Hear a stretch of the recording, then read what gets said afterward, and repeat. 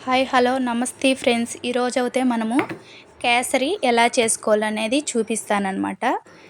ఒక కప్పు కేసరి నేను ఇప్పుడు కప్పుతో చూపించాను కదండి, ఆ కప్పుతో ఒక కప్పు తీసుకొని నేను చేస్తున్నాను అనమాట.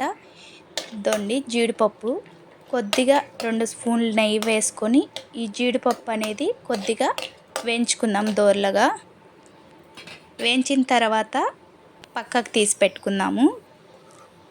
ఇవనేది పక్కకు తీసి పెట్టుకున్న తర్వాత ఎండు ద్రాక్ష అనేది ఒక 2 మనకి ఎంత కావాలనేది అంత వేసుకోవచ్చు అనమాట.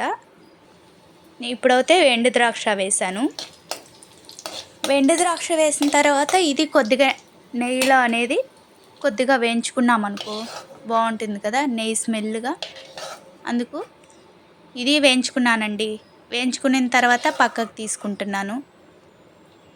పక్కకు తీసి పెట్టుకొని ఇప్పుడైతే దీంట్లో నేను ఏ కప్పుతో చూపించాను కదండి మీకు రవ్వ, ఆ రవ్వ అనేది దీంట్లో వేసుకున్నానండి. వేసుకున్నాక కొంచెం దోరలుగా వేయించుకోవాలన్నమాట. సన్న మంట పెట్టుకోండి. సన్న మంటలో ఒక 5 మినిట్స్ బాగా వేయించుకోండి. కలర్ చేంజ్ అవుతుంది కదా, ఇప్పుడు వైట్గా ఉండేది కొంచెము కలర్ చేంజ్ అవుతుంది అనమాట. అది వేయించుకున్నాక పక్కకు పెట్టుకున్నాం కదా. ఇప్పుడైతే నేను ఏ కప్పుతో కేసరి తీసుకున్న రవ్వ అనేది తీసుకున్నానో ఆ కప్పుతో 3 కప్పులు వాటర్ తీసుకున్నాను. షుగర్ అయితే నేను 1.5 కప్పు తీసుకున్నానండి. మాకైతే స్వీట్ అది సరిపోతుంది. ఇప్పుడైతే ఫుడ్ కలర్ నేను ఆరెంజ్ వేస్తున్నాను. కేసరి పొడి వాటర్లోనే వేసి కలిపేసాను. బాగా కలిపిన తర్వాత కలుపుతున్నాను అనమాట.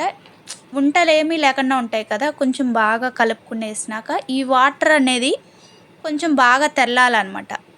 బాగా తెల్లిన తర్వాత ఇప్పుడైతే మనం కొంచెము రవ్వ వేయించి పెట్టుకున్నాం కదా పక్కకి, ఆ రవ్వ అనేది మనము పోసుకోవాలన్నమాట.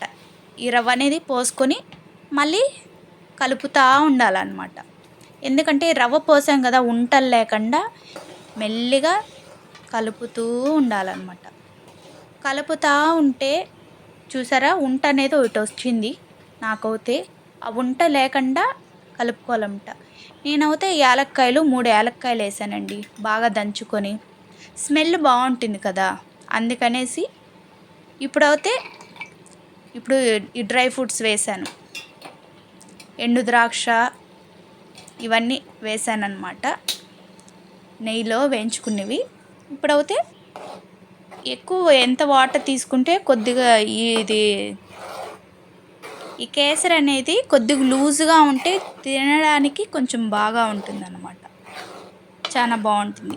మనం కొంచెం గట్టిగా చేసేసినాం అనుకో పిల్లలు కూడా తినరు.